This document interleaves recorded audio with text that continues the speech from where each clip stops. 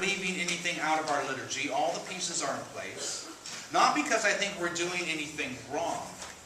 I've always found this day troubling. And I'm not sure I can articulate why it troubles me.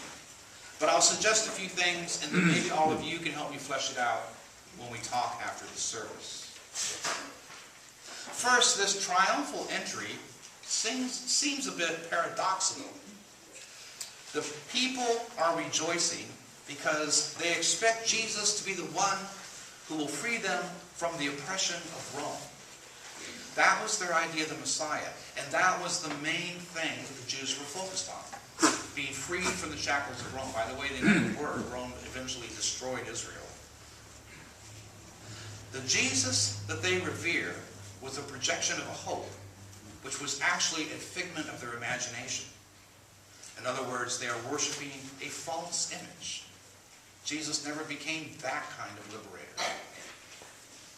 When we reenact this scene in our liturgies, we know the end of the story, and so viewing it in its entirety, it becomes for us indeed a triumphal entry into Jerusalem. We raise the rooftops with all glory, laud, and honor, but by doing so, do we miss the irony of that story, of what's actually going on there? That it is this parade into Jerusalem, declaring devotion to Christ the King, referring to him as in reference to King David, that probably was the action that signed his death warrant. Such devotion to a Jew declared to be a king is what got him crucified.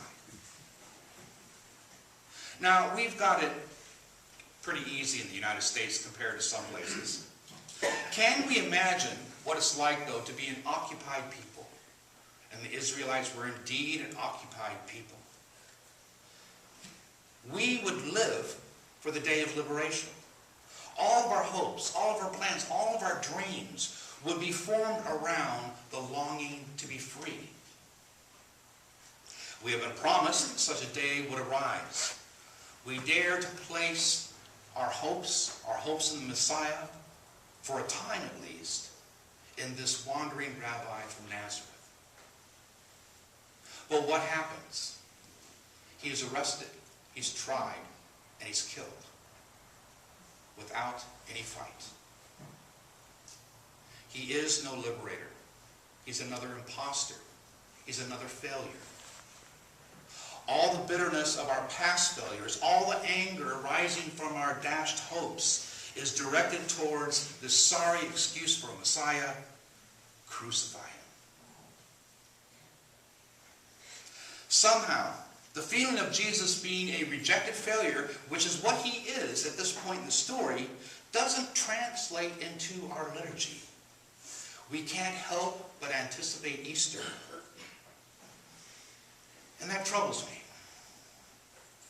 It troubles me because sometimes I think that the kind of Messiah we seek, not much unlike the one sought by that crowd in Jerusalem, is an imaginary superhero.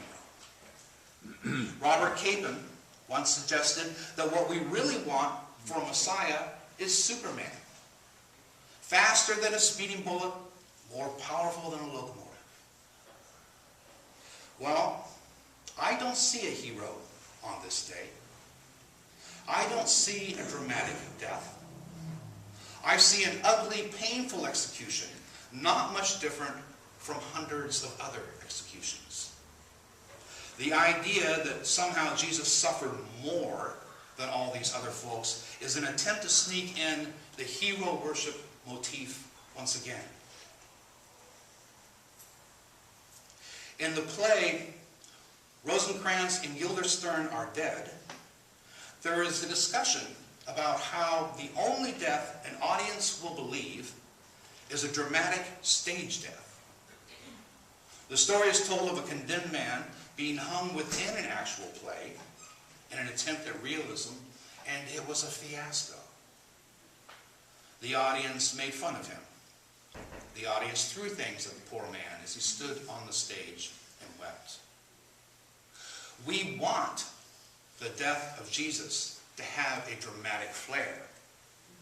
I suspect this is because his death reminds us of our own mortality, a topic most of us avoid at all costs.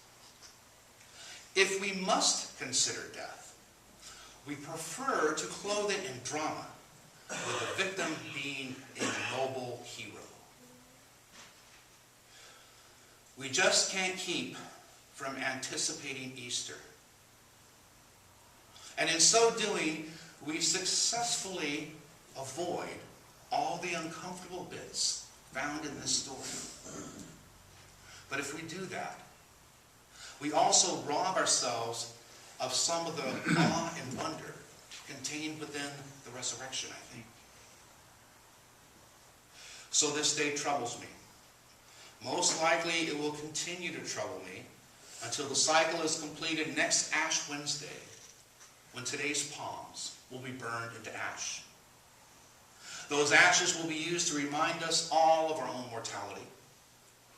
Such a mark of penitence is the only response possible when confronted with the depths of God's sacrificial love for every one of us and for all of creation. A love that does not falter if we are failures or heroes in this world or beyond.